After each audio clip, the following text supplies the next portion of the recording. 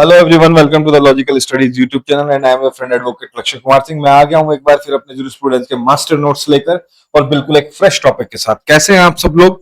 उम्मीद है कि बहुत अच्छे होंगे। तो चलिए बिना देर किए शुरू करते हैं इस सेशन को। सबसे पहले परंपरा के हिसाब से हम लोग करेंगे अपने इंडेक्स को।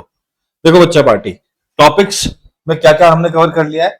डेफिनेशन हो चुके हैं, 24 थिंकर्स हमने इसमें कवर किए हैं। जरा मैं अपने पेन को स्लाइटली थिन कर लेता हूं, ये थोड़ा ज्यादा हो रहा है। जी बिल्कुल ठीक। Sources of nature of law complete हो गया है। सोर्सेज ऑफ लॉ को हमने दो पार्ट में किया है। स्कूल ऑफ ज्यूरिस्प्रूडेंस के ऊपर हमने एक इंट्रोडक्टिव वीडियो ऑलरेडी कर ली है। उसके बाद analytical school of jurisprudence complete हो गया। हिस्टोरिकल स्कूल ऑफ ज्यूरिस्प्रूडेंस हमने कंप्लीट कर दिया। सोशियोलॉजिकल स्कूल ऑफ ज्यूरिस्प्रूडेंस भी हमने कंप्लीट कर दिया है। आज अपन शुरू करने वाले हैं फिलोसॉफिकल स्कूल ऑफ ज्यूरिस्प्रूडेंस। तो जब भी आप चैनल पे जाएंगे, चैनल पे आपको एक प्लेलिस्ट मिलेगी जिसका नाम होगा ज्यूरिस्प्रूडेंस। ज्यूरिस्प्रूडेंस की प्लेलिस्ट को एक्सेस कीजिएगा और सारी वीडियोस देख लीजिएगा। तो एनालिटिकल स्कूल ऑफ ज्यूरिस्प्रूडेंस की जो वीडियोस हैं उनका कोड है ए, उस पर लिखा होगा टेम्पलेट पर A1 A2 A3 and so on. Same is the case with the historical school of jurisprudence H and sociological का S और आज फिलोसॉफिकल का हो जाएगा P। तो चलिए बिना देर किए शुरू करते हैं। फिलोसॉफिकल स्कूल ऑफ ज्यूरिस्प्रूडेंस में थोड़ा सा इसको पीडीएफ को बड़ा कर दो ताकि अगर आप लोग टैब वगैरह में देख रहे हैं, मोबाइल में देख रहे हैं तो आपको मुश्किल ना हो।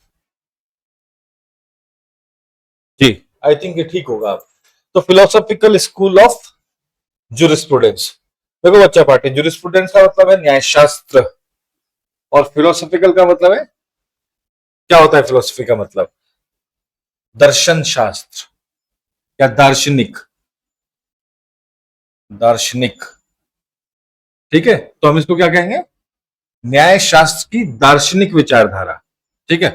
The philosophical school of jurisprudence also called as moral school. जी हाँ, इसको नैतिक विचारधारा भी कहते हैं, नेचुरल लॉ स्कूल भी कहते हैं, प्राकृतिक विधि विचारधारा भी इसको कहते हैं।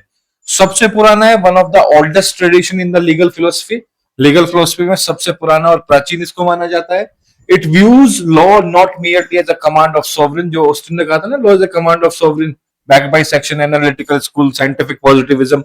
याद करते रहना, इन चीजों को देख लेना, वो पढ़ी है वीडियो ज्यूरिस्प्रूडेंस की प्लेलिस्ट में।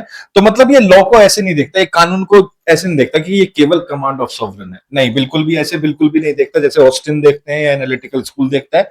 बल्कि ये लोग क्या कहते हैं? Law as a reflection of universal moral principles, divine order और ह्यूमन रीजन। तो फिलोसॉफिकल स्कूल ऑफ ज्यूरिस्प्रूडेंस कहता है कि लॉ रिफ्लेक्शन है, ठीक है, प्रतिबिंब है किसका? यूनिवर्सल मोरल प्रिंसिपल्स का, सार्वभौमिक नैतिक सिद्धांत। मतलब ऐसे मोरल प्रिंसिपल्स जो सबके ऊपर लागू होते हैं, जो लोग पृथ्वी पर रहते हैं, कोई किस देश का है, किस जाति का है, किस रंग का है, उससे फर्क नहीं पड़ता। ये क्या है? Law is a reflection of universal moral principle, सार्वभौमिक नैतिक सिद्धांतों का रिफ्लेक्शन है। डिवाइन ऑर्डर यानी कि दैवीय व्यवस्था का रिफ्लेक्शन है, और ह्यूमन रीजन यानी कि मानवीय कारणों का रिफ्लेक्शन है। तो फिलोसफिकल स्कूल ऑफ ज्यूरिस्प्रूडेंस ये कहता है कि लॉ को आप सीमित नहीं कर सकते हैं, रेस्ट्रिक्ट नहीं कर सकते हैं as a command of sovereign, but it is a reflection of universal moral principles, divine order और ह्यूमन रीजंस। देखो, नेचुरल स्कूल है, नेचुरल लॉ स्कूल, तो यूनिवर्सल मॉरल प्रिंसिपल्स के पास तो जाएगा ही जाएगा। नेचुरल प्रकृति से संबंधित है तो डिवाइन इसमें आ ही जाएगा। और ह्यूमन रीजन किन के ऊपर एप्लीकेबल होता है? ह्यूमंस के ऊपर। So this school insist that law is eternal. Eternal का मतलब आप समझते हैं? सनातन, जो हमेशा से रहा है। सनातन, ये सनातन धर्म से मत जोड़ना, शब्द इटर्नल का मतलब सनातन होता है, जिसका ना कोई अंत है ना आदि है, चला आ रहा है टाइम इमेमोरियल से, चलता ही चला जाएगा। ये स्कूल कहता है कि लॉ जो है वो सनातन है, यूनिवर्सल, सार्वभौमिक यानी कि सबके ऊपर समान रूप से एप्लीकेबल होने वाला, एंड राशनल, तार्किक, मतलब जिसके लिए आपको तर्क मिले, लॉजिक मिले, कारण मिले, grounded in justice and morality, न्याय और नैतिकता में ग्राउंडेड है। तो ये स्कूल ये कहता है लॉ सनातन है, पहले भी था, आज भी है, कल भी होगा, सबके ऊपर इक्वली एप्लीकेबल होता है, तर्क संगत है, और आप इसको जस्टिस और मोरालिटी में ढूंढ सकते हैं। It explore law in terms of what it ought to, ठीक है, rather than what it is, मतलब कैसा होना चाहिए बजाय इसके कि कैसा है ये। It's central concern is the purpose of law. इसका जो केंद्रीय कंसर्न है, मतलब जहां पर लॉ का सारा कंसर्न टिका हुआ है पर्पस ऑफ लॉ के ऊपर, वो क्या है? The ideals it seeks to achieve, क्या ये अचीव करना चाहता है? जैसे कि कौन कौन से आइडियल्स हैं? जस्टिस, न्याय, फेयरनेस मतलब सब कुछ तरीके से नॉन आर्बिट्रेरी, फेयरनेस मतलब non arbitrary, and the moral development of individuals, और जो समाज में इंडिविजुअल्स हैं, व्यक्ति हैं, उनका मोरल डेवलपमेंट, नैतिक विकास। ठीक है, तो अपन जब इसको पढ़ेंगे फिलोसफिकल स्कूल ऑफ जूरिस्प्रूडेंस को, आप इसमें एक और चीज देख रहे होंगे कि फिलोसफिकल स्कूल ऑफ जूरिस्प्रूडेंस में आपने नेचुरल लॉ स्कूल अलग से क्यों नहीं है, तो ये एक साथ पढ़ाए जाते हैं, राइट। तो अब देख लेते हैं हिस्टोरिकली डेवलप अक्रॉस 4 इराज। तो ये जो natural philosophical school of jurisprudence है, ये 4 कालों में, कहते हैं ना देश काल, तो 4 कालों में ये विकसित हुआ है। सबसे पहले आता है एनिशियंट पीरियड में, यानी कि सबसे प्राचीनतम काल में। हम किसको पढ़ने जा रहे हैं इसमें? सोक्रेट्स को पढ़ेंगे, सुकरात को पढ़ेंगे, फिर सोक्रेट के शिष्य प्लेटो, उनको पढ़ेंगे, फिर एरिस्टोटल अरस्तु को पढ़ेंगे, फिर स्टोइक्स को पढ़ेंगे, और फिर सिसरो को पढ़ेंगे एनिशियंट पीरियड में। फिर मध्यकालीन मध्य युग में आते हैं, तो मध्य युग में हम किसको पढ़ेंगे? 2 संत हैं, सेंट ऑगस्टीन फेमस हैं, और सेंट थॉमस एक्विनस, हम इनको मेडिवल पीरियड में पढ़ेंगे। मतलब फिलोसफिकल स्कूल ऑफ जूरिस्प्रूडेंस का इन 4 स्टेजेस में जो डेवलपमेंट हुआ है, इनिशिएट पीरियड में हम इन थिंकर्स को पढ़ेंगे, मेडिवल में हम इनको पढ़ेंगे, रेनांसे पीरियड पुनर्जागरण का जो काल था, उसमें हम ह्यूगो ग्रोसियस को पढ़ेंगे, हॉब्स को पढ़ेंगे, लोके को पढ़ेंगे, लोके बड़े फेमस हैं, रोसो को पढ़ेंगे, और मॉडर्न पीरियड में यानी कि आधुनिक काल में हम किसको पढ़ेंगे? कांत को पढ़ेंगे, हीगल को पढ़ेंगे, स्लैमलर को पढ़ेंगे, और कोलन को पढ़ेंगे। ठीक है, हम इन सारे थिंकर्स को पढ़ेंगे और फिलोसफिकल स्कूल को बड़े अच्छे से और प्यार से समझेंगे। तो टोटल कितने हुए? 1 2 3 4 5 6 7 8 9 10 11 12 13 14 15, तो टोटल 15 थिंकर्स हम इसमें पढ़ने वाले हैं फिलोसफिकल स्कूल ऑफ जूरिस्प्रूडेंस में। तो देख लीजिए टेबुलर फॉर्म में, नेम क्या है इसका? Philosophical school of jurisprudence, moral school of jurisprudence, natural law school of jurisprudence, तीनों आप कह सकते हैं। इसको डिवाइन लॉ स्कूल भी कहते हैं। ठीक है, कोर आइडिया क्या है? लॉ इज यूनिवर्सल, लॉ सार्वभौमिक है, इटर्नल सनातन है, नैतिक है और तार्किक है, रैशनल है। Law reflect ideas of justice and virtue, law किसके आइडियाज को रिफ्लेक्ट करता है? न्याय के आइडियाज को रिफ्लेक्ट करता है, वर्च्यू सद्गुणों को रिफ्लेक्ट करता है। सोर्स ऑफ लॉ क्या है? ईश्वर है, प्रकृति है और कारण है, God, nature and reason. Different eras emphasise different sources. ठीक है, डिफरेंट इरा में डिफरेंट सोर्सेज थे। पर्पस क्या है? टू अचीव जस्टिस, न्याय को, फेयरनेस को, और सोशल हार्मनी को, सामाजिक सद्भाव को अचीव करना इसका पर्पस है। Law aspires to moral ideals. ठीक है, की एक्सपोनेंट ऊपर देखेंगे, सोक्रेट्स है, Plato, Aristotle, Cicero, Augustine, Aquinas, Grotius, Hobbes, Locke, Rousseau, Kant, Hegel, Steiner and Kohler. Spanning ancient to modern, मतलब कहां से कहां तक चला है? एनिशिएंट से मॉडर्न चला है, बीच में मेडिवल है, रेनेसांस है। लीगेसी क्या है? Foundation of human rights, justice and moral philosophy in law, और इन्फ्लुएंस इंटरनेशनल लॉ। किसको इसने इन्फ्लुएंस किया है? इंटरनेशनल, अंतरराष्ट्रीय विधि को, संवैधानिक विधि को, और मॉडर्न लीगल थ्योरी को इन्होंने क्या किया है? इन्फ्लुएंस किया है। उसके बाद आते हैं इसके कोर प्रिंसिपल्स देखते हैं। Law as a moral phenomena, phenomena का मतलब घटना होता है, मतलब एक नैतिक घटना है कानून। Law must reflect ethical standard and virtue, law को क्या करना चाहिए? एथिकल स्टैंडर्ड रिफ्लेक्ट करने चाहिए, वर्च्यूज रिफ्लेक्ट करने चाहिए। Rational basis of law, law का राशनल बेसिस क्या है? Law derive from human reason, मानवीय कारणों से, और लॉजिकल एनालिसिस से लॉ ड्राइव होता है। यूनिवर्सल और एटर्नल है, सार्वभौमिक है और सनातन है। Natural laws are valid across time and culture. ठीक है, टाइम और कल्चर के अक्रॉस कितने ही कल्चर आए, कितने ही समय गया, नेचुरल लॉ था वो हमेशा वैलिड रहा, हमेशा तर्कसंगत रहा, हमेशा वैध रहा। पर्पस क्या है? अचीव करना है जस्टिस, सोशल हार्मनी को और मोरल डेवलपमेंट को।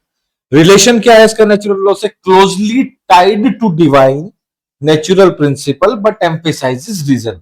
तो रिलेशन क्या है इसका नेचुरल लॉ से फिलोसफिकल का? ये क्या है? क्लोजली टाइड टू डिवाइन, मतलब ये किससे, मतलब क्लोजनेस इसकी किससे है? डिवाइन लॉ से, नेचुरल प्रिंसिपल से।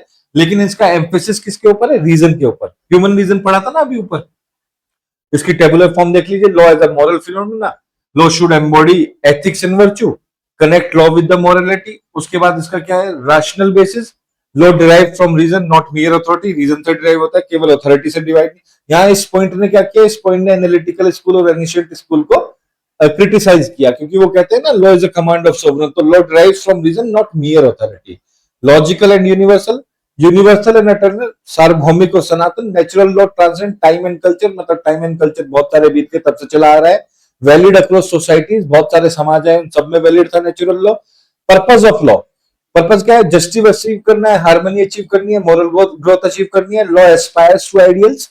रिलेशन टू नेचुरल लॉ क्या है? Philosophical school as a rationalist branch है, और bridge divine law and reason, किसके बीच में एक पुल का काम करता है? डिवाइन लॉ के बीच में और रीजन के बीच में, मतलब दैवीय व्यवस्था के बीच में और कारण के बीच में कुल का काम करते हैं।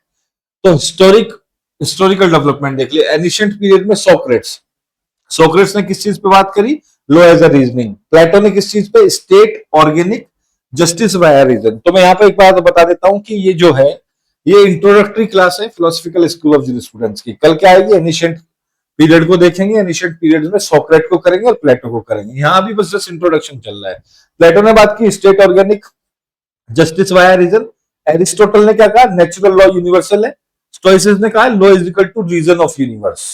सिसेरो क्या बोलते हैं? Law as a highest reason, इससे बड़ा रीजन है ही नहीं।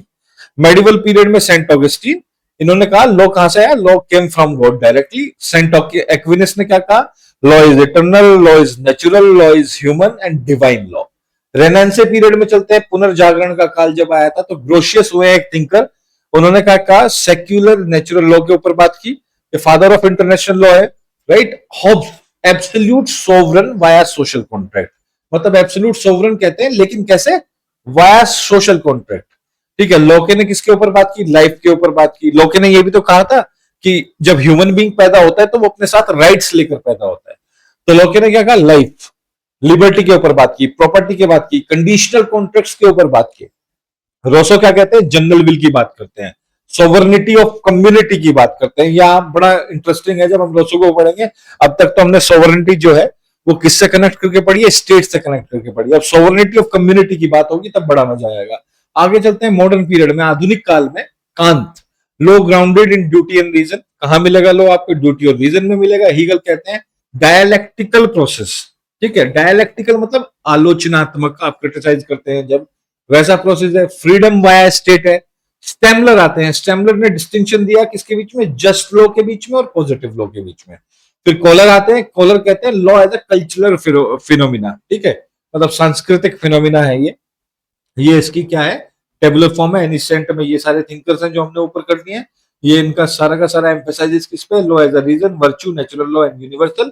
मेडिवल में Saint Augustine, Saint Thomas Aquinas, ये कहते हैं लोग कहां से आया? भगवान से आया, सनातन है, प्राकृतिक है, मानवीय है और दैवीय व्यवस्था है।